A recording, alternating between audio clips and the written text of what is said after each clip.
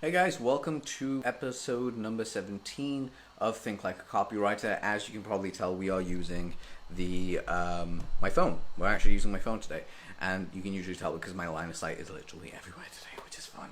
Anyway, today's episode, hey Bogdan, I know you're going to be seeing this. I'm going to say hi to you first.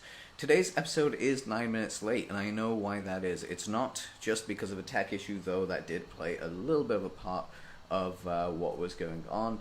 It actually has more to do with the fact that I was trying to finish up some copy for a client, and I kind of ran over my time just a smidgen. So, things happen, mistakes are made, and we get sidetracked, which is always fun. Now, let's talk about time management. Now, if you've had a pretty good week so far, if you haven't, there's a lot of stuff that goes on, and this is kind of fun for me to talk about because time management is... how do I put this? It's very different. Having time management is really, really key, and you need to have, you need to know what you're doing.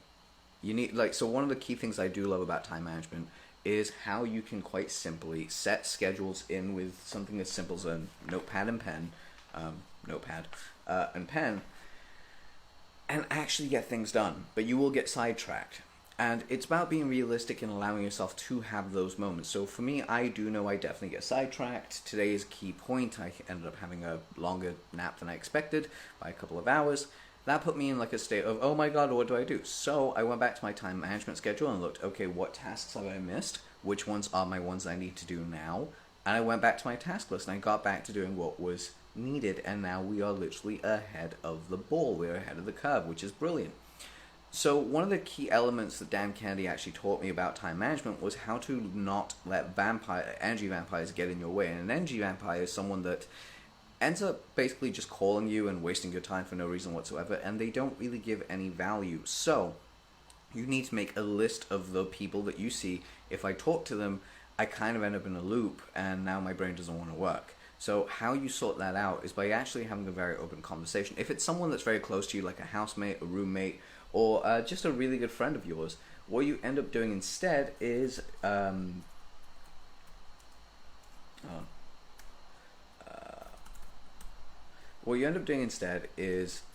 you tell them right away, you make a deal with them. Look, I'm going to work on my thing for the next 6 hours. At the end of that 6 hours, I'm going to come get you, and then we're going to be okay. We're going to do this thing. Or I'm going to hang out with you for another hour after I finish my work. Or I'm going to hang out with you at the end of my day, not the start of my day. And it's essentially making sure that you get the most of the time that's known for you. And my friend, one of my friends, and one of the best examples for this is a guy named Justin Goff. And if you don't know who Justin is, please go follow him. Him and Stefan Georgi are actually doing some incredible things, and they're very good. As I said, they're friends of mine. They've been on the show. Justin talks about how what he knows is the time that he gets his best work done is in the morning. And he has like this time period, and he doesn't let anyone disturb him. I don't have that. I have a different time period. My time period is like weirdly at 4 a.m. So I'm trying to shift that into my early morning. But 4 a.m. till like 8 a.m. is when I get my best copy done. So sometimes if I'm like, I need to get things done, I'll wake up at 4 a.m. and just go work from 4 a.m. till whenever I need to get done. And the reason I bring this up is quite simple. When you actually know when your time is to be least disturbed, set your phone off, don't go on Facebook, don't do anything else, just do the thing that you need to do, and what you'll find is that you'll get things done quicker. The other aspect as well is if you're really lazy at times like I am, and you just really kind of want to goof off and watch Netflix and, whatever it is that you want to do, get baked if you're me, or cook if you're like my friend Bogdan. You love cooking. The dude loves cooking more than anything else. It's kind of incredible. What we found is that I've actually, whenever I set that time up for myself and say, hey, I'm going to do this time to go sort this thing out, it works as long as I stick to that schedule, if that makes sense. So for instance, I'll say to myself, okay, I want to play an hour of video games. I need to do 20 minutes of writing for this client piece. Once that's done, then I can play an hour of video games. Or if I want to go for a really nice long walk, do I want to go for a walk with my headphones in, or do I want to go for a walk with my headphones in that has a microphone in, so I can actually listen to some really good music and some tunes? And that's actually essentially really it. So whenever I'm actually walking out, I will sometimes just speak to myself, or I will actually record some stuff, or I will listen to some really good music, or I'll just walk in silence. It's completely up to that time. But while I'm there, sometimes I will idea cultivate. So I'll give you an idea. Sometimes you need a walk to get out of your own head. So don't take anything with you. That's your time management. That's walking time. Sometimes you need to walk and actually really get inside your own head. That time is golden. Go for a walk, talk that shit out, understand what it is, come back strong. One of the other ways I do this is showers. Showers are absolutely brilliant for this kind of thing. And they work. People actually figure this stuff out. So they actually give you an idea of what you need to do. So in summary, if you really want to summarize this, the way that you actually have your time management system set out is is simply have an idea of blocking out time of when you can actually work and get your best work done. Then eliminate as many energy vampires as you can. If you say that call is 15 minutes, make sure it's 15 minutes. Keep to your word, keep to your time.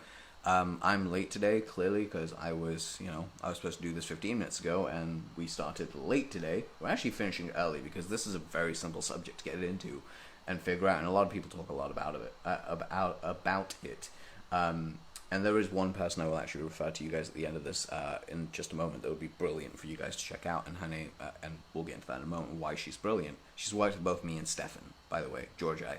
And is it coincidental that we're both known as the $700 million copywriters? Stefan's a little bit more management heavy than I am, but it works. The system actually works brilliantly. But it's also determining that you have playtime. So, hey man, good to have you on here. I've mentioned you a bunch of times already, Bogdan, so you can play catch up on that, which is lovely. But essentially, the rundown is, make sure you have a list of things that you need to do, prioritize them, make sure that your time that is most focused is on your highest priority, aka eat that frog. I hate eating that frog, but it's the one that works, and then the rest of the day kind of builds into place. You can start the other way, where you start doing little simple tasks to get little wins. And I tend to do those little tasks before I get into my writing flow. So if I know my writing flow is like 8 a.m. to 12 p.m., for instance, for mine it's 4 till like 8, so all my like free fun shit has to happen after that, or the night before. And what you do is, say you determine that 8 a.m. to 12 p.m. is your perfect 4-hour slot. What you now do is 6 a.m. to 8 a.m. That is free time for you to pursue smaller projects, smaller ideas, whatever it is that you need to do to get you like a little bit of momentum. And then that 4-hour like heavy thing. Hey, Frederick, good to have you on here. Hey, Frederick, great to have you on here. It's I haven't seen you for a while. So you can easily just go ahead and set that 4-hour time period completely to work in your favor. It's brilliant because now you're focused on getting things done. Now what happens afterwards is you go back to the little tiny things that you need to get done, life admin, getting back to clients, sorting things out, blah blah blah, making sure that things are taken care of, emailing people and delegating stuff, all that. Also, the other thing that you really want to start looking at is time management and delegation. So time management's biggest weapon is delegating, basically making sure someone else can handle a task that is below a $10 task for you or a $100 task for you. So you focus on the higher end $100 and the higher end $1,000 projects are more the ones that you deal with, and the $10 projects are below. So that could include like photo production, Facebook automation for like your posts to go out, transcription. There's just a bunch of stuff that you can really run with. But hey guys, I'm going to bring this to an end, and as I promised, I'm going to give you 2 names of 2 people that you really want to follow and check out. One is my friend Monique Lindener, L-A-N-D, L-A-N-D-E-N-R, or, L-A-N-D-N-E-R, N-E-R, not E-N-R. Monique Lindener, she's absolutely brilliant. She's one of the most effective people ever. She actually has a really good book coming out called The Time Method, which I'm a student of, and she interviewed me for a show, Efficiency on Demand, and we discussed how my time management skills have changed massively. The link will be in the description below once I find it. If not, you can find it on my Instagram as it's there. And one last thing, check out my buddy John Jonas. John actually talks a lot about moving things out, like basically getting things done and outsourcing them. And he's brilliant at outsourcing. So definitely go ahead and check those 2 dudes out. One VA away, I say dude, Monique's a woman, and The Time Method, or you can check out Efficiency on Demand on iTunes, which is fairly easy to find, or Spotify, and you can take it from there. But anyway, guys, it's been a fun pleasure. Sorry that I've had to like rush around like a crazy madman today, but it's one of those days. It's Wednesday.